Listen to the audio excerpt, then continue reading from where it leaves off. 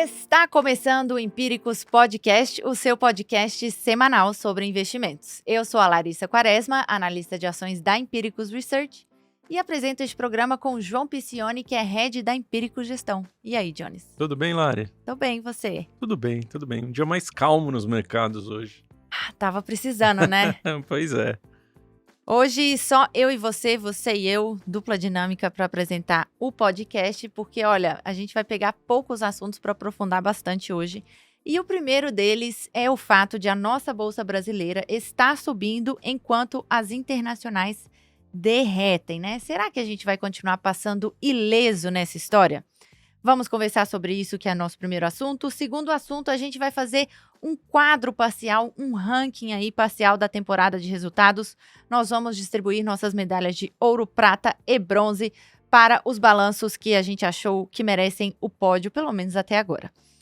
Além disso, o tradicional, como não poderia faltar, compra ou vende. Teremos Microsoft, Embraer e Bradesco no compra ou vende deste episódio de número 60. Ó, Muita coisa, não? muita coisa. Mais Passou de um rápido. ano. Passou rapidinho mesmo. Não é? Sempre passa rápido. É isso.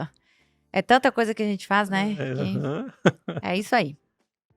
Antes da gente entrar nas vias de fato, gostaria de te convidar para conhecer o Empíricos 10 Ideias, que é a carteira de ações brasileira mensal pela qual eu sou responsável e que está superando o Ibovespa por 3 meses consecutivos, inclusive neste comecinho de agosto. Você pode baixar a carteira gratuitamente pelo link da descrição deste vídeo, lembrando que retornos passados não são garantia de retornos futuros, é claro. Agora vamos falar do que interessa, né? Vamos para o assunto em si. Olha só, essa semana a bolsa japonesa entrou em Circuit Breaker na segunda-feira. Circuit Breaker é quando a bolsa interrompe as negociações por um excesso de volatilidade, uma queda excessiva ou uma alta excessiva naquele pregão. Isso aconteceu na bolsa japonesa na segunda-feira.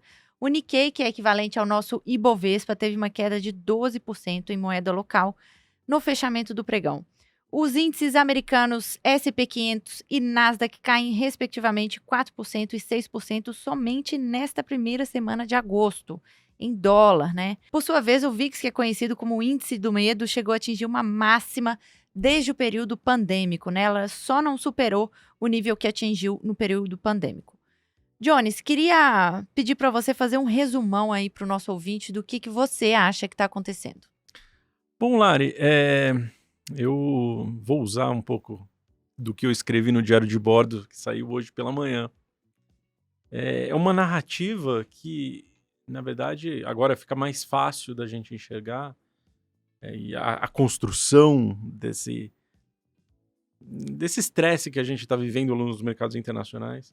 É uma narrativa que começa ali com o final de junho, né? Vamos dizer, deflagrado pelo Rotation Trade, né? Você termina junho com as Big Techs liderando esse ranking global dos investimentos.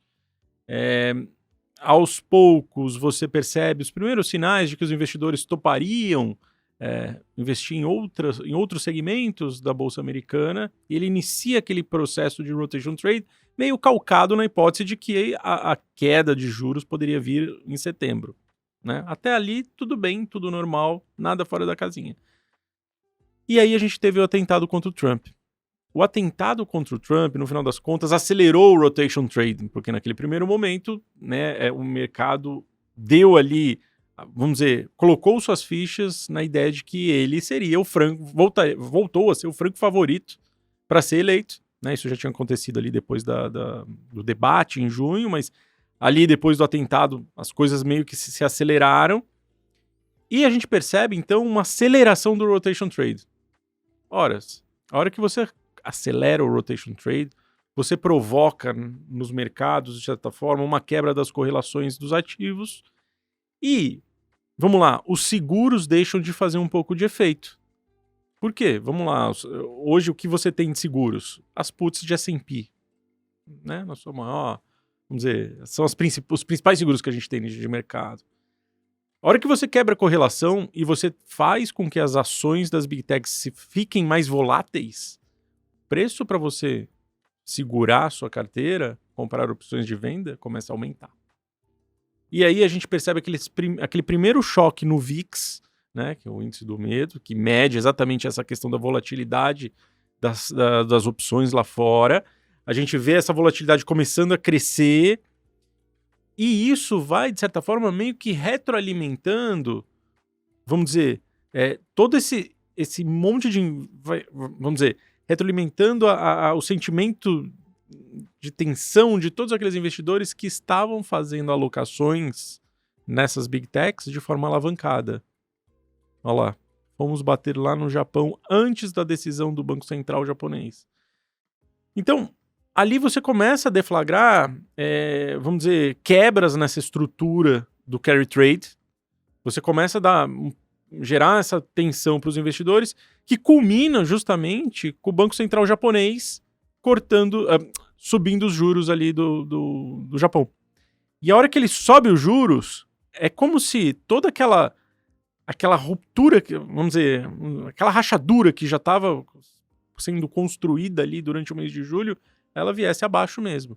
E aí a gente teve 2 dias muito difíceis para a Bolsa Americana, né, dia 1 e dia 2, dias muito difíceis para o mercado japonês, que é o que mais sofreu sobre essa questão do carry trade, né? Você quebrou de vez a estrutura do carry trade e aí, a hora que você quebra isso daí, o investidor sai correndo, se desfazendo de ações de tecnologia, Bitcoin, Europa, o mundo inteiro, para recomprar o iene e devolver o dinheiro que eles tinham tomado emprestado. Isso foi muito rápido. Bateu pra caramba na Bolsa Japonesa. A Bolsa Japonesa era, vamos dizer, no dia 11 de julho, acho, ela estava subindo por volta de 18% em dólares. Ou seja, uma baita rentabilidade. Eles acabaram devolvendo tudo isso. O Nikkei caiu 12% na abertura da segunda-feira. E, de certa forma, isso cria ali um rolo compressor nas ações americanas. Em paralelo, a gente tem a narrativa da economia mais fraca nos Estados Unidos. Da tal da Some Rule, lá, que tem a ver com a questão do emprego nos Estados Unidos, que, na verdade, se a gente explora um pouquinho mais, e até a própria Claudia Sam, que é vamos dizer, a idealizadora desse indicador, ela veio a público falar, olha, os Estados Unidos não está em recessão pelo meu indicador, mas o mercado se aproveita da narrativa e cria a narrativa e trouxe esse medo de que a economia americana estivesse caminhando rapidamente para uma recessão. Aí, bom, você já vê lá vamos dizer, as trombetas do fim do mundo na segunda-feira, né, com muita gente falando em cortes de juros de emergência, que se o Fed não fizesse isso, ele estaria muito atrasado. O próprio Elon Musk também falou. Outros nomes proeminentes da economia americana falaram que precisava cortar juro com urgência. E no final das contas, o que a gente vai percebendo é que esse movimento é um movimento muito mais técnico, muito mais a ver com desalavancagem, vamos dizer, da quebra estrutural das correlações que a gente estava vendo até junho, do que, na verdade, um problema econômico, um problema microeconômico ou até macroeconômico, né? O que mudou na economia americana nos últimos 14 dias? Praticamente nada, né? Você não altera uma estrutura econômica poderosíssima em 14 dias, né? A não ser que você tenha uma ruptura como a gente teve lá, sei lá, o caso Lehman Brothers, né? Mas não tem nada no radar agora que mostre que os Estados Unidos estão caminhando para uma ruptura. Mas sim você teve uma quebra estrutural do mercado, uma quebra das correlações, que ficou muito clara, e já faz algum tempo até que ela aparece pra gente, mas aquilo ninguém quer aceitar, né? A quebra estrutural, por exemplo, da correlação entre o Bitcoin e o Nasdaq. Aconteceu, tá nas mínimas. A correlação do Nasdaq com o mundo de tecnologia estava para baixo dos 50%, ou seja, é como se dois ativos que estavam respondendo de formas totalmente diferentes. E com a ruptura dessas correlações, o que a gente viu nos últimos dias foi de novo o Bitcoin, né, usando ele como um ativo que é diferente do resto, ele, vamos dizer, ele voltar a se correlacionar com o Nasdaq. E muito maluco, na verdade, todos os ativos globais voltaram a ficar correlacionados. e por isso que esse VIX bateu lá nos 56 pontos, hoje já está um nível muito menor, está nos 24 pontos. Os seguros estão ficando novamente mais baratos e dando um pouco de alívio para os mercados. Agora, o Brasil escapou disso. Exatamente. Eu concordo muito com você que esse é um movimento técnico, e acho até, assim, complementaria que assim, o catalisador ali, o fermento desse bolo de narrativa de recessão foi o payroll da sexta-feira, né? Aquele relatório que mostrou o desemprego saindo de 4,1% para 4,3%, o que é uma alta, mas ainda é um patamar baixo, né? Mesmo para a economia americana. E aí trigou a tal da same rule, que é se o desemprego de um mês menos o 3 meses atrás exceder não sei quantos % e tal. E, enfim, acho que até membros do Federal Reserve vieram a público falar que, olha, os dados indicam sim uma desaceleração, mas não a ponto de causar uma recessão, né? Pelo menos não é o que a gente vê agora. E eu acho que, assim, se qualquer coisa, reforça o soft landing, né? Que é a economia desacelerando, a inflação arrefecendo, mas de uma forma bem gradual, né? Bem lenta, sem solavanco. Então, assim, na verdade, esse é um cenário muito benigno, né? Para você investir. Porque, ao mesmo tempo em que ele aumenta as chances de corte de juros, mas ele também continua ajudando as empresas a crescerem seus lucros, né? E era isso que a gente estava começando a enxergar ali em julho, né? Quer dizer, você tem aquele primeiro rotation trade, mas seria algo, vamos dizer, controlado, né? E aí você vê essas quebras de correlação crescendo, avançando com muita força, todo mundo vai para a correlação 1 e os mercados chacoalham. E aí você tem essa questão do payroll deflagrando, né? O choque, todo mundo resgatando a regra da Cláudia Sam, mas enfim, uma regra que eu não escutava, sei lá, 10 anos. Não sei quanto tempo, acho que talvez eu nunca tivesse escutado. Mas, assim, o mercado fica procurando as narrativas, né? Para encontrar uma explicação pelo qual, vamos dizer, os investidores teriam abandonado as big techs e teriam abandonado os Estados Unidos e Nasdaq né, em favor de outros mercados, enfim. E todo mundo... Bom, e alguns deles tirando o soft landing da conta e trazendo hard landing, né? Porque a hora que, nossa, o Fed precisa cortar 75 pontos base num corte de emergência, no final das contas, o que eles estão pensando é, puxa, não tem soft landing, tem hard landing. Né? A economia americana vai para recessão e é iminente e o Fed precisa agir. Ele precisa trazer esse juro para o juro neutro, porque senão as coisas vão se azedar.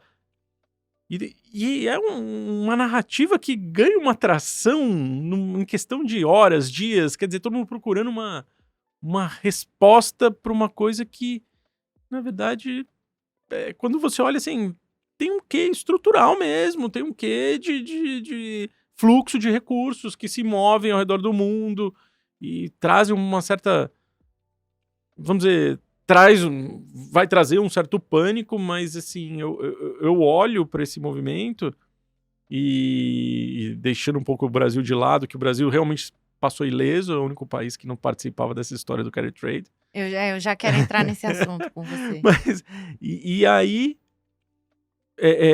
eu olho e começo a enxergar oportunidades claras na Bolsa Americana de novo. Né? Assim, papéis que caíram 15%, 20% das máximas e que não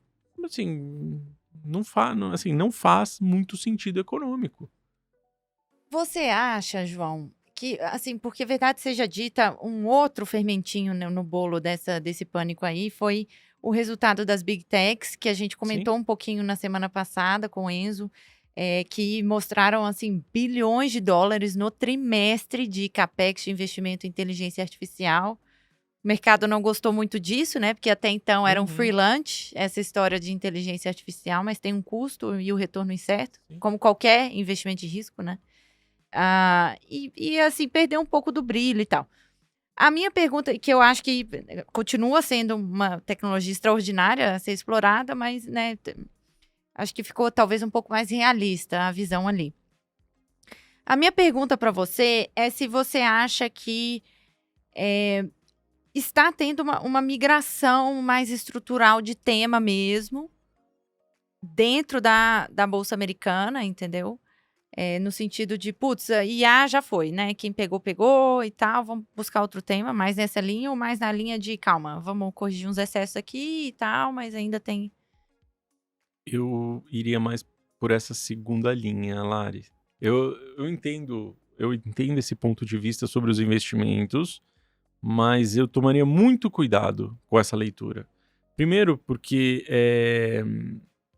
os investimentos, assim, a gente não sabe até onde a inteligência artificial vai afetar, vamos dizer, ou vai gerar produtividade nas companhias. Isso é uma incógnita ainda, né? A gente sabe que tem um efeito, mas a gente não consegue medir, mensurar e ver o quanto disso vem para preço. Eu acho que falar que as empresas estão investindo muito sem olhar no detalhe os motivos pelos quais eles estão investindo, precisa tomar um pouco de cuidado. Eu sei que assim, a narrativa ela é mais poderosa do que, né, o micro ali, né, aquela... Mas, por exemplo, vamos lá, no conference call do Meta, o Zuckerberg, ele foi bem claro, ele falou assim, eu prefiro fazer um overinvestment, eu prefiro investir muito agora do que ficar para trás nessa corrida do investimento e chegar lá na frente eu descobri que eu tinha que ter investido um monte de dinheiro. E aí, uma coisa que ele levantou, ele falou, enquanto isso, a minha empresa vai ser extremamente enxuta. Eu vou manter os cuidados operacionais, não vou gastar dinheiro à toa enquanto eu estiver fazendo esse monte de investimento. Então, assim, não é que ele está jogando dinheiro fora, ele simplesmente está trocando, ele está falando assim, em vez de eu colocar latas de Coca-Cola para todo mundo na cafeteria de graça, eu vou tirar isso aqui, ou não vou contratar gente desnecessária para a operação e vou colocar esse dinheiro lá nos meus servidores para desenvolver o meu modelo de inteligência artificial. E aí, quando você vai mais no detalhe e aprofundar, eu não posso nem falar muito aqui, porque essa é uma empresa que eu ia falar mais para frente, mas Boa. quando você vai mais no detalhe da operação, o negócio dele é inteligência artificial. É isso que a gente precisa ter na cabeça. Quando a gente olha para a Amazon, por exemplo, e a Amazon também investindo, né, um volume grande em GPUs da NVIDIA, etc. Primeiro, está acontecendo uma transição bastante importante no setor como um todo. A migração das CPUs para as GPUs. Essa é uma migração que é relevante e precisa ser feita em algum passo. Está sendo feita agora. Para a Amazon, ela vai ser a grande provedora de, vamos dizer, do hardware para que as empresas ao redor do mundo rodem os seus processos de inteligência artificial. Então, também o que eles estão fazendo é colocando capacidade para que as empresas consigam fazer a migração. E aí, alguns números que a gente não tem muito na cabeça, né? Então, por exemplo, hoje existem ainda mais servidores on-premise, né, servidores locais, do que servidores na nuvem. Isso é um No absurdo. mundo corporativo. Isso não entra na minha cabeça de jeito nenhum, cara.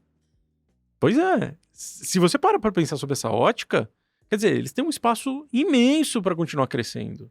A Alphabet também, enfim, todas elas têm um espaço muito grande para continuar crescendo nesse segmento de data centers, de hyperscalers. Então, precisa tomar um pouco de cuidado quando a gente fala assim, é um sobreinvestimento. Porque, no final, assim, eles estão olhando para o mercado deles e olhando para o mercado que fala isso e fala assim, gente, vocês não sabem o que vocês estão fazendo. Eu tô olhando para frente, eu tô vendo que tem demanda.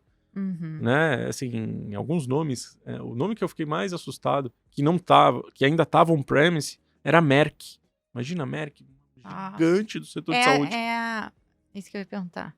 Gigante do setor de saúde, e eles estavam com servidores locais e não usava a nuvem ainda. Então você fala, poxa, imagina que iguais a ela deve ter outras várias, né? E mesmo, né, tem muitas estruturas que ainda utilizam uma tecnologia mais antiga. Por exemplo, utilizam lá os servidores da Oracle, utilizam lá os servidores da IBM. São empresas que eram as grandes incumbentes do passado, que estão aí at risk. Esse setor de data center, hyperscaler, gente, começou faz 7, 8 anos. Né? Começou a crescer, evoluir há 7, 8 anos. A gente teve o primeiro boom da AWS, e aí o Google Cloud veio na esteira, Azure. É muito recente. E parece que passou umas 10 décadas já, né? Mas é muito recente. Então, tomar um pouco de cuidado quando a gente fala sobre esse sobreinvestimento. E eu acho que a Wall Street meio que, na busca por narrativas, acabou adotando essa de uma forma mais intensa.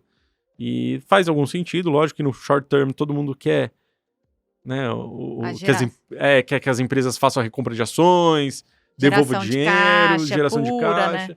Exatamente, mas tá esquecendo que o futuro é super importante para elas, né? E que é uma visão que o investidor de bolsa não tem o mesmo horizonte de tempo do dono da empresa, É isso né? E do aí. controlador. É É isso. outra faixa temporal. É outra faixa temporal. Muito bem observado, João. Talvez a coisa não seja assim, nem tanto ao céu, né? Nem aquela coisa, aquele céu de brigadeiro, que era o buraco negro, né? De Sim. recursos do mundo, mas Sim. também não é que as empresas vão quebrar por conta disso e que estão sendo Não, irresponsáveis, né? Exatamente. Aliás, assim, eu acho que ali em 2021 abriu-se um pouco essa torneira da irresponsabilidade, né? Principalmente com o Zuckerberg, foi ele mesmo. Metaverso, que daí ele começou a comprar a GPU da Nvidia loucamente para fazer o metaverso. Só na nossa cabeça que era metaverso, né? O que ele estava fazendo? Se preparando para o boom da inteligência artificial. Intencionalmente, será? Eu acho que uns 80% intencionalmente.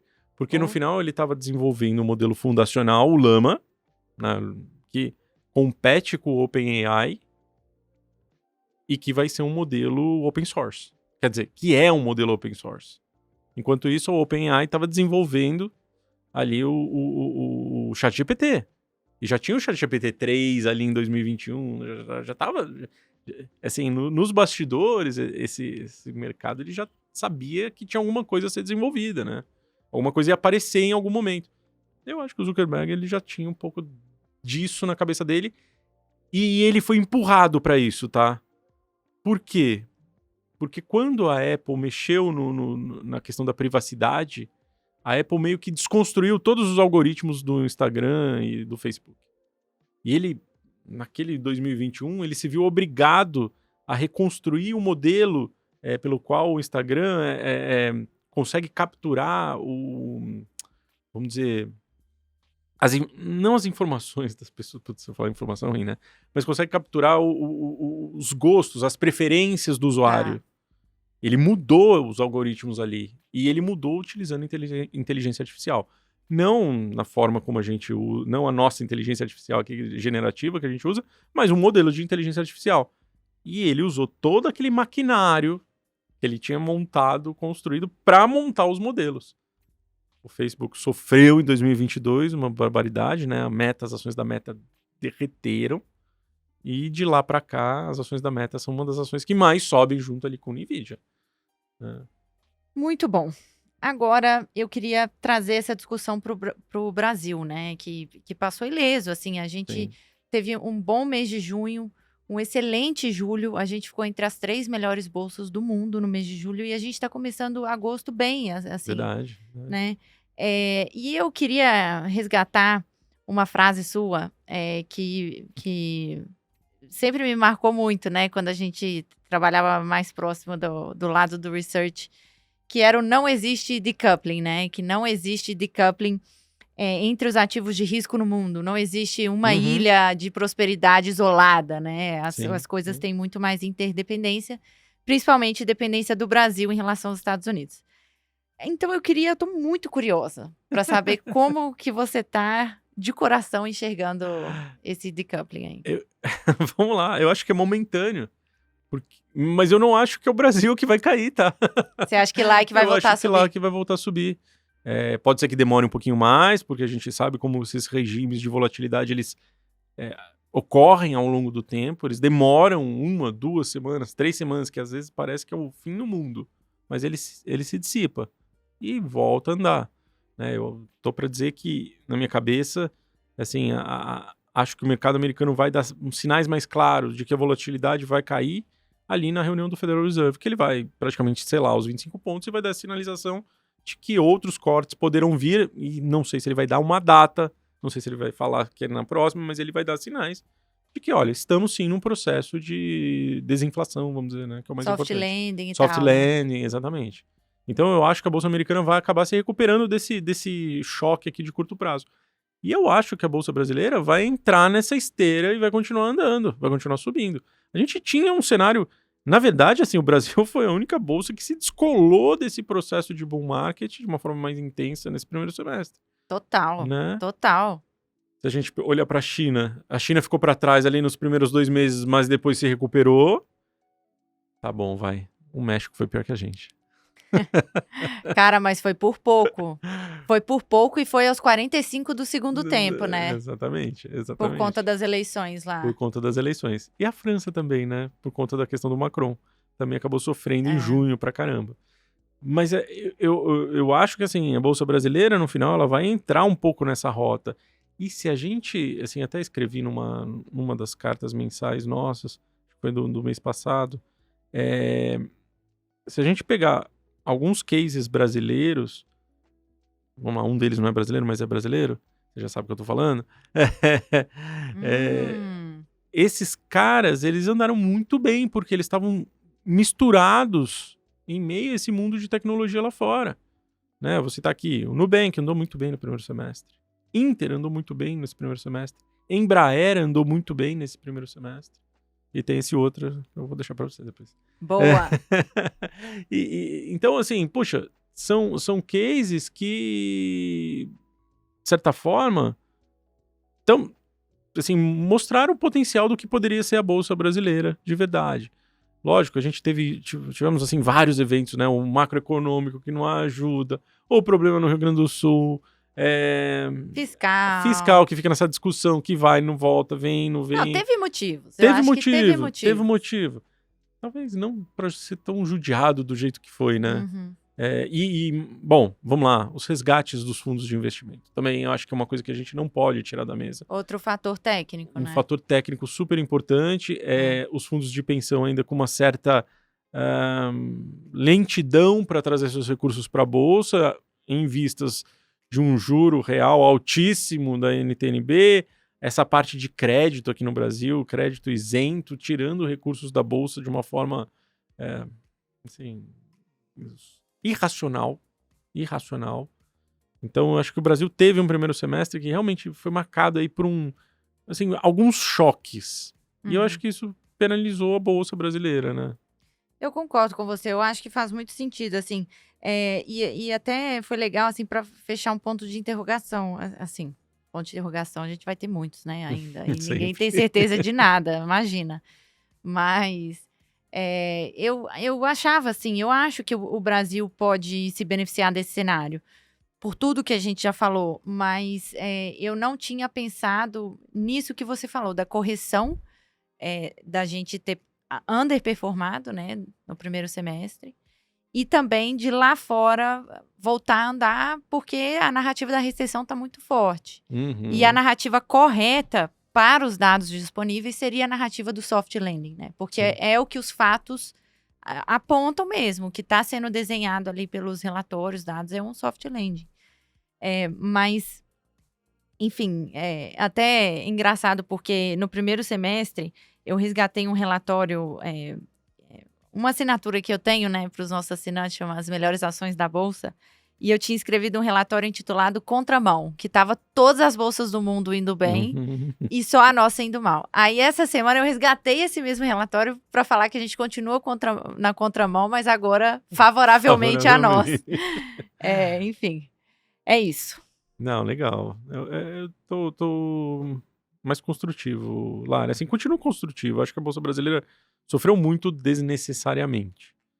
Né? Eu também acho. Poxa, uma coisa que a gente falava bastante, que a gente vem falando desde a virada do ano, os balanços têm melhorado. Né? O balanço do quarto trimestre do ano já foi melhor, o do primeiro foi bem razoável. Essa temporada está sendo interessante. Sim. E provavelmente a gente vai ter um terceiro trimestre melhor. É aquele processo mesmo de recuperação, né? O processo da mola. A gente sofreu muito no ano passado, as empresas foram lá, fizeram o trabalho de casa, etc, etc.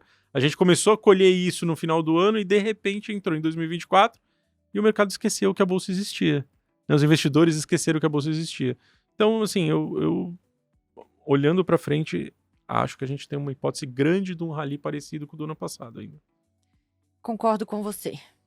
Coisas que a gente não via há bastante tempo, assim, eu acho, Porque, assim, tem aquelas empresas que elas sempre vão muito bem, né? Se pegar, assim, o Mercado Livre da vida, uma Equatorial, Tem aquelas, um grupo aí de 5, 10, 15 no máximo, que entra ano, sai ano, estão crescendo 30%, 40%. Mas agora, nessa temporada, eu voltei a ver isso mais difuso. Sim, Esse crescimento de duplo dígito, assim, acima de 15% de lucro. Verdade. Eu não via isso há muito tempo, essa coisa mais difusa, assim. Então, eu tô gostando bastante dessa temporada. Bom, falando em temporada de resultados, então, já que estamos nela, João, queria saber suas medalhas de ouro, prata e bronze dos balanços do segundo TRI de 2024 até agora. Tá, eu vou começar... Posso começar pela medalha de prata? Pode. Medalha de prata para Embraer. Olha só. Embraer, pois é. Por que só prata? Tá subindo 8% hoje, depois da foi divulgação. muito bom, não, porque a medalha de ouro... Ah, é outro nível. É outro nível. E a de bronze ainda... Eu fiquei na dúvida se eu ia falar um nome que você ia falar, então... Tá bom. Essa medalha de prata... Acho assim, bom, o resultado de Embraer foi muito bom. A empresa vem surpreendendo a todos, é bem verdade. Assim, é um case que, confesso, assumo, que eu deixei de lado, não deveria ter deixado de lado. Principalmente depois do problema da Boeing lá. Um case que, assim, ficou escanteado lá na minha pesquisa, no meu research. Mas, voltando, olhando um pouco para a dinâmica competitiva do setor de aviação, ela encontrou um nicho de mercado muito poderoso. Em um momento em que as grandes passam por alguma dificuldade, né, e está lá desenvolvendo outras frentes de batalha que a gente ainda não sabe o que vai dar, né? O carro voador é uma delas, por exemplo, o Caíve. Mas esse nicho de mercado, essa vamos dizer, os aviões médios ali, né, que não são os grandes aviões que a Boeing produz, a Airbus produz, essa aviação local, regional, eles acabaram dominando com uma tecnologia muito boa, muito elogiada pelos investidores internacionais, muito elogiada pelos mecânicos de aviação, né, o pessoal de chão de fábrica, e eles estão ganhando mercado. Uma demanda forte, uma demanda resiliente, que continua crescendo, e Boeing e Airbus com esses problemas ali, envolvendo o governo, dificuldade de colocar produção para rodar, aviões muito maiores que não funcionam bem em rotas mais curtas. Eles acharam o espaço deles. Bom, e o concorrente agora é só um chinês, né? E aí, no Ocidente, o avião chinês talvez tenha um pouco mais de dificuldade de entrar. Então eles estão meio que nadando num oceano azul. As ações sobem pra caramba no ano. Fico triste de não ter entrado mais cedo nessas ações. Mas são um case que, assim, merece bastante atenção e o balanço foi muito bom. Excelente. Já que você começou pela prata, também vou falar minha prata. E aí eu vou seguindo aí a sua ordem. Minha medalha de prata foi Grupo SBF, a dona da Centauro. Até agora, esse para mim foi o segundo melhor balanço. Só não digo que foi o melhor, porque teve outra que foi muito melhor. Mas a empresa continua surpreendendo na gestão da rentabilidade dela, né? E eu acho que essa lição que o Grupo SBF trouxe para a gente, desde o meio do ano passado até agora, de que crescimento por si só, né, ele não é gerador de valor. A companhia, nos últimos 12 meses, ela tomou uma decisão de desacelerar o crescimento dela para preservar o retorno sobre capital investido, e com isso ela está gerando mais caixa. Né? Ela está mais rentável. Sim. E isso é uma coisa muito impressionante. Assim, eu acho que é meio que um gestão 101, sabe? porque tem muito investidor também que compra crescimento, né? E a qualquer custo, mas eu acho que o que a SBF fez e o que isso gerou no preço da ação, a reação que gerou, para mim, assim, é uma lição de como gerir uma empresa, sabe? Você não precisa ter sabe, crescer 50% ao ano todo ano, né? Você precisa gerar caixa a um retorno satisfatório, né? Então, eu acho que esse foi mais um resultado e o mercado não estava contando com eu acho que com a eficiência na gestão de capital de giro, com a gestão de margem, gestão de preço, que para varejista é uma coisa assim vital. E eu acho que superou muito as expectativas nesse segundo tri, mais uma vez. Não, legal. É um case que a gente gosta há bastante tempo, né? É, Faltava essa faísca, né? E parece que faltava. veio agora. É. Medalha de bronze ou ouro agora? Vou de bronze. Então vai de bronze. Vou de bronze, mas assim, eu acho que merecia até ser dourada, vai. O resultado da VEG. VEG mais uma vez surpreendeu os investidores. Conseguiu crescer bastante a questão da geração de caixa operacional, quer dizer, passa ano, vem ano, trimestre, ela consegue, vamos dizer, ganhar participação de mercado, gerar novos projetos para dentro do negócio. Agora estão explorando a questão da competição nos Estados Unidos, que é um espaço gigantesco para eles crescerem. O papel continua ficando caro e fica cada vez mais caro. É um case da Bolsa Brasileira que, vamos dizer, guarda um pouco dessa ligação com o mundo, eu não quero dizer do mundo da tecnologia pura e simplesmente, mas assim, guarda um pouco dessa profusão em cases que conseguem se reinventar ao longo do tempo. A VEG, ela vem se reinventando, acho que é essa a palavra certa. Ela vem se reinventando ao longo do tempo, nas suas, vamos dizer, nas suas frentes de batalha, e vem conseguindo encontrar novos mercados e se tornando ali um player preferencial para quem compra ali, para os seus clientes, né, para quem compra esse tipo de produto.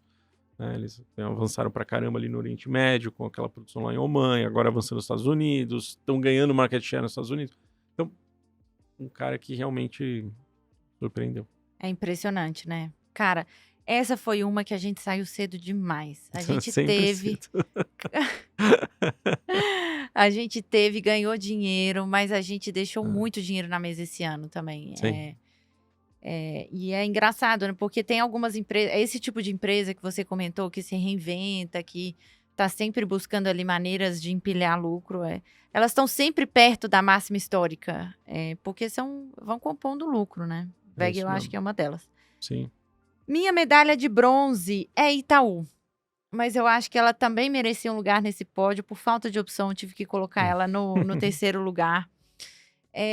Fiquei muito surpresa com a rentabilidade. Não esperava 22,4% de ROI. Esperava 21 altos, assim, meu melhor sonho. Surpreendeu muito na margem com o mercado. Que eles falam, né, que é 1 bi por trimestre, o resultado de tesouraria deles. Veio quase 1,5 bi. E aí tem muito analista, né, que fala, mas essa linha é muito volátil, você não pode contar com ela, não é core, né, porque depende muito das condições de mercado, da curva de juros. Depende, mas assim, você não acha que é uma competência core de uma instituição financeira que tem risco de balanço, né, uma área de trading, uma área de tesouraria e sabe, todo trimestre consistente. Então, isso eu achei muito louvável. Além, é claro, da parte de crédito, que voltou a crescer, carteira de crédito, inadimplência controlada, serviços voando, né? Então, índice de eficiência, novo recorde histórico, lucro líquido, novo recorde histórico para um trimestre, 10 bilhões de reais, né? Que lucro, que banco entrega 10 bi de reais por trimestre de lucro, é muita coisa. Verdade. Então, mas a reação da ação, eu esperava até uma reação melhor. Acho que ela não subiu tanto quanto merecia. Então, acho que, enfim, tem alguma rotação aí também. Mas, para mim, definitivamente foi um bronze. Não, eu concordo com você. E eu concordo com a tua leitura sobre a questão da tesouraria. Lari, no final, é só por conta desse tamanho do poder deles que eles conseguem repetir esse tipo de resultado trimestre a trimestre. Né? Quer dizer, Eles construíram uma certa rede de proteção nessa tesouraria, né, por conta ali da dinâmica do banco, que é difícil de romper. Né? Eu sei que tem os efeitos de mercado e vai e volta, mas assim, eles têm uma vantagem competitiva nisso que ninguém tira, né? É isso, é isso. Medalha de ouro. Ouro. Bom, eu já falei um pouquinho dela, né? As ações da Meta.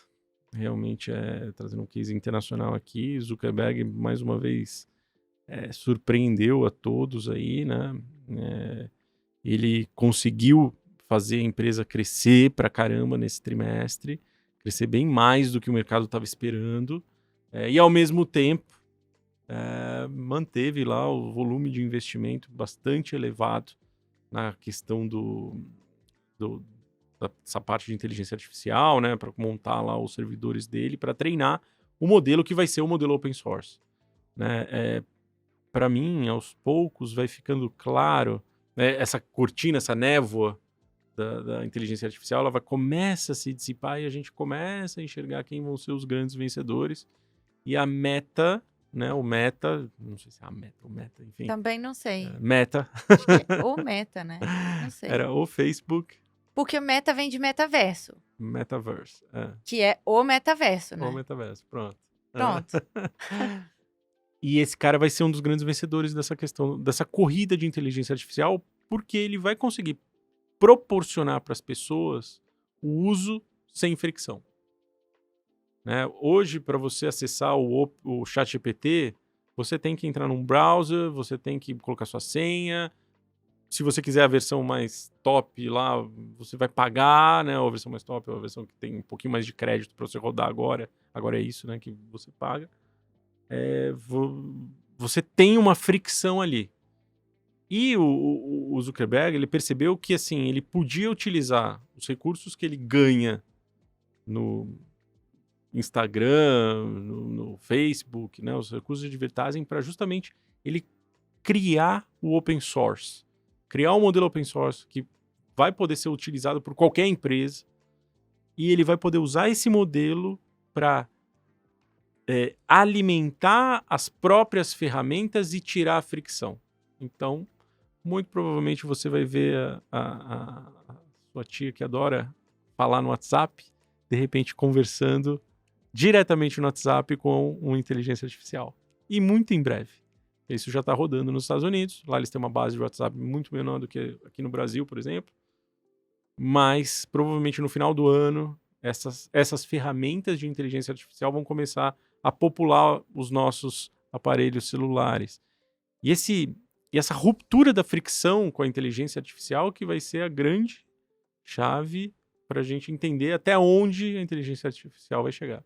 Então, imagina o seguinte, você está lá no WhatsApp e você quer se lembrar de alguma conversa que você teve com alguém há um mês. Em vez de você ficar procurando lá no search, você vai simplesmente perguntar e o WhatsApp vai trazer para você. Ou seja, coisas desse tipo de quebra de ruptura são o que transformam, né, a tecnologia para frente.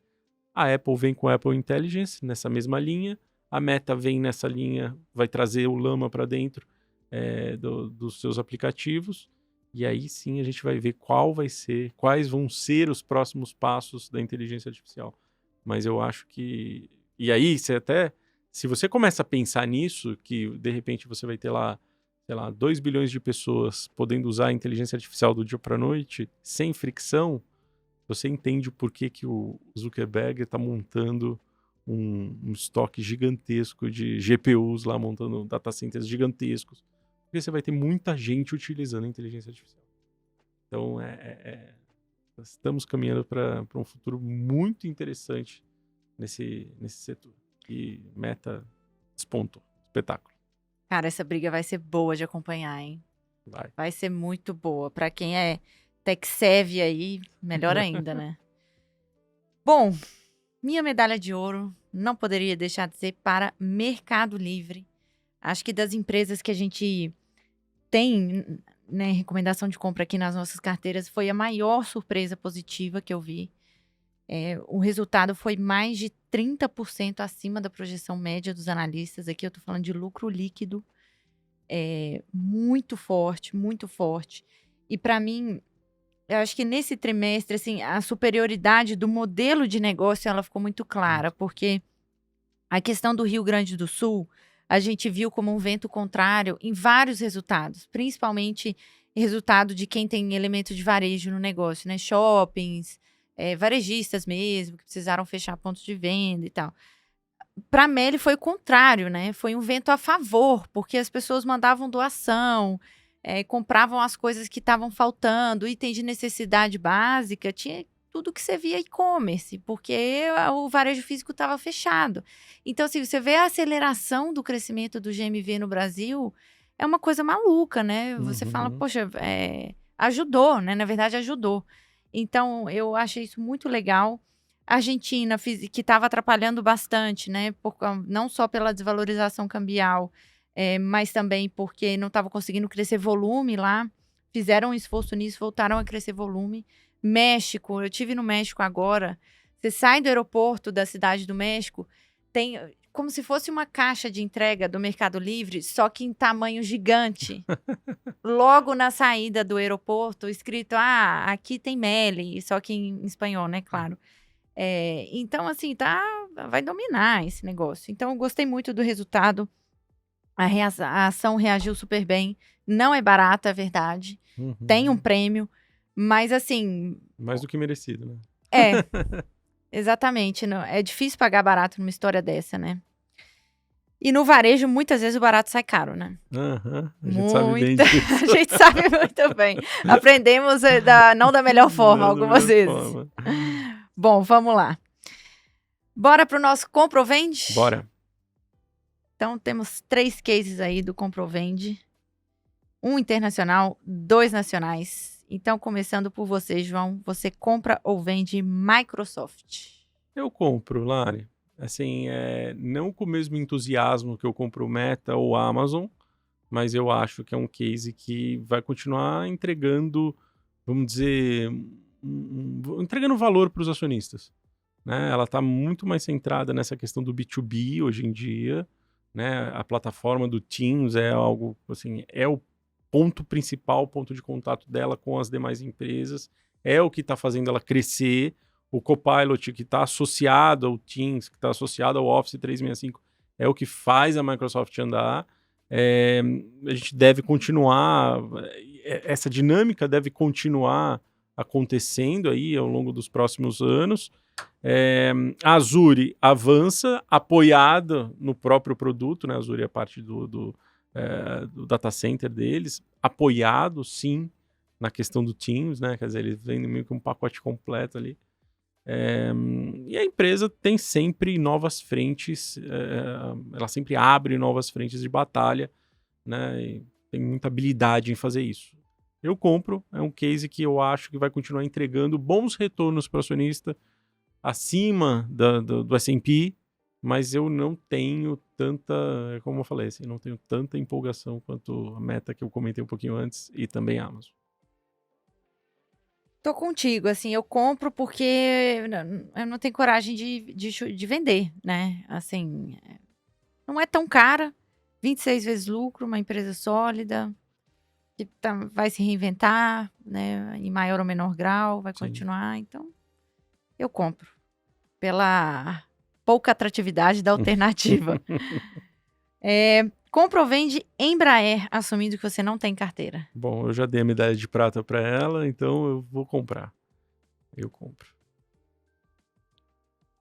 Cara, eu tenho muita dificuldade com essa, porque assim, não é cara quando você olha para o múltiplo, assim. Principalmente quando você compara com os peers lá de internacionais. Fora. Exatamente. E aí que tá, assim, eu compro esse case, né, a gente tem uma posição montada nesse case, justamente porque ele tem ele é uma empresa que conseguiu se descolar um pouco dos pares nacionais. E, vamos dizer, ela já está encaixada, né? Quando você olha para fora e olha Boeing e Airbus, que são gigantescas, e a Embraer ainda vale, sei lá, 5, 6 bilhões de dólares, alguma coisa assim. Ela tem um nicho de mercado muito poderoso e um espaço muito grande para continuar crescendo, né? Então, Mas suscita essas dúvidas, sabe? Assim, não é cara quando você olha para o múltiplo, mas quase dobrou no ano. O Quase dobrou no ano. técnico, ele me assusta um pouco. O É. técnico, sabe? Mas eu compro, eu compro. Tô contigo. E por último, compra ou vende Bradesco. Eu continuo vendendo Bradesco, Lari. Eu também sabia. Assim, olha, nessa a gente concordou em todas, hein? Que milagre. Então. Cara, assim, eu gostei. Eu vou te falar, ser bem honesta aqui. Eu gostei do resultado do segundo tri de Bradesco. Me surpreendeu muito. A inadimplência caiu. A carteira de crédito está acelerando. A rentabilidade melhorou, embora esteja ainda muito aquém do custo de capital. Então, assim, acho sim que no médio prazo volta para um ROI de 15%, 16%. No médio prazo. Mas daí eu já vejo a ação precificando um pouco isso. 0,95 vezes o valor patrimonial. Isso, para mim, já precifica um break-even ali no ROI, sabe? Sim. Então, eu não vejo muita gordura. Tô contigo nessa. Eu também eu acho que tem alguns setores da economia que, para você vencer o incumbente, o líder de mercado, você precisa fazer coisas muito diferentes do que você está fazendo. E eu tenho um pouco de medo nesse setor bancário, a gente já discutiu muito isso, mas como que o banco grande faz coisas muito diferentes dos seus pares, né, para conseguir ganhar a market share. Ele tem uma saída, que é abrir a torneira do crédito. E a hora que ele abre a torneira do crédito, ele se coloca numa posição de risco. Então, para esse tipo de modelo de negócio, né? É isso. Ele não é um asset light, né? Ele é um heavy asset pesado. Exatamente. E se ele abre essa torneira, como ele compete lá com o Itaú, que tá rodando com o ROI de 22% ao ano? Né? É isso. Eu tô contigo nessa. É capital intensive. Bom, é isso. Fechamos o episódio de hoje. Jones, gostei, hein? Desse episódio dupla dinâmica. É isso aí, foi muito bom. Podemos fazer mais. Vamos. Se você ainda não o fez, gostaria de te convidar para acessar gratuitamente a Empíricos 10 Ideias, que é a minha carteira mensal de ações brasileiras, que tem superado o Ibovespa nos últimos 3 meses consecutivos. Lembrando, é claro, que retornos passados não são garantia de retornos futuros, hein, pessoal? É isso. Muito obrigada pela companhia mais uma vez. Obrigada, Jones. Valeu, E nos vemos na semana que vem. Um abraço e bons investimentos.